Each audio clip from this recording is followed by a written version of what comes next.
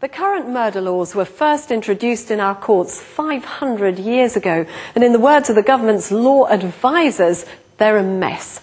They're not flexible or clear enough, they're not even always fair. Their plan is to replace them with a new 3-tier system of punishment. The problem is this: double murderer Ian Huntley, who killed 2 Soham schoolgirls, jailed for life for murder.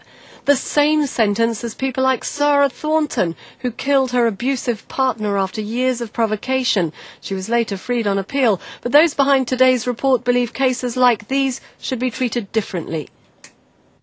We believe that the automatic or mandatory life sentence should be restricted to the most serious cases, the most grave wrong, and that is, in principle, where someone has intentionally killed, which on our proposals will be first-degree murder. His proposed changes to the law involve creating 2 separate offences of murder. Under current law, murder is when there's intent to kill or to do serious harm to another person.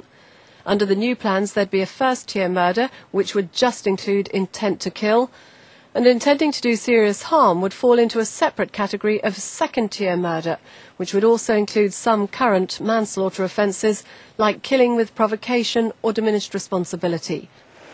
It means in future cases like that of 37-year-old David Morley could be treated differently.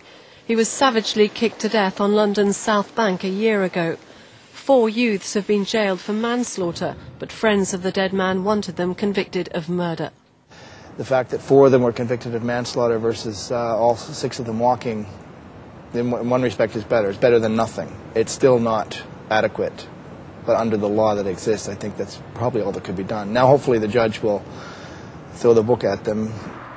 But it could go the other way too. Some lawyers believe cases like that of the head teacher Philip Lawrence, stabbed by a youth outside his West London school 10 years ago, could in future be classed as second-tier murder. Some victims groups don't like this. You're not going to be in prison for very long. And, you could be out quite soon and carry on with your life. You've got your life back. But the bereaved family and the victim haven't got their life back. In America, they already have different tiers. This man charged with second-degree murder, accused of recklessly killing his girlfriend through a drugs overdose.